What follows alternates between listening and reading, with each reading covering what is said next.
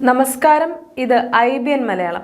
മുസ്ലിം സംഘടനകളുടെ ശക്തമായ വിമർശനങ്ങൾക്കിടയിലും ബുർഖ നിരോധനം നടപ്പാക്കി Switzerland. National council of Switzerland 2022 ഈ നിയമം അംഗീകരിച്ചത്. ഇതനുസരിച്ച് പൊതുസ്ഥലങ്ങൾ, ഓഫീസുകൾ, കടകൾ, റെസ്റ്റോറൻറ്റുകൾ എന്നിവിടങ്ങളിൽ സ്ത്രീകൾ മുഖം പൂർണ്ണമായും മറയ്ക്കുന്നത് വിലക്കും. 2009 രാജ്യത്ത് പുതിയ മിനാരങ്ങൾ നിർമ്മിക്കുന്നത് നിരോധിച്ച അതേ സംഘമാണ് ബുർഖ നിരോധനം ഏർപ്പെടുത്തിയത്.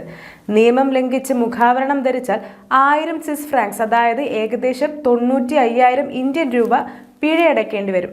2022 സ്വിറ്റ്സർലൻഡിൽ മുഖാവരണം നിരോധിക്കുന്നതിനെക്കുറിച്ച് ചർച്ചകൾ ഉയർന്നു വന്നത്. തുടർന്ന് വിഷയത്തിൽ തിരഞ്ഞെടുപ്പ് നടന്നു. 51.2% ആളുകൾ ബുർഖ നിരോധിക്കാൻ വോട്ട് ചെയ്തപ്പോൾ 48.8% ആളുകൾ ബുർഖ നിരോധിക്കുന്നതിനെ എതിർത്തു. മുഖാവരണങ്ങൾ നിരോധിക്കാനായി ആദ്യമായി ആവശ്യം മുന്നോട്ട് വെച്ചത് സ്വിസ് വലതുപക്ഷ പാർട്ടിയായ SVP ആണ്. തീവ്രവാദം നിർത്തൂ എന്ന ക്യാമ്പയിനാണ് പാർട്ടി മുന്നോട്ട് വെച്ചത്. ആരോഗ്യ സുരക്ഷാ കാരണങ്ങളാൽ അല്ലെങ്കിൽ കാലാവസ്ഥാ സാഹചര്യങ്ങൾ കണക്കിലെടുത്ത് മുഖം മറയ്ക്കാൻ അനുമതി നൽകുമെന്നും സർക്കാർ അറിയിച്ചു. കലാപരമായ അല്ലെങ്കിൽ വിനോദ ആവശ്യങ്ങൾക്കും പരസ്യ ആവശ്യങ്ങൾക്കും ബുർഖ ധരിക്കാൻ അനുമതി നൽകും. News desk IBN Malayalam.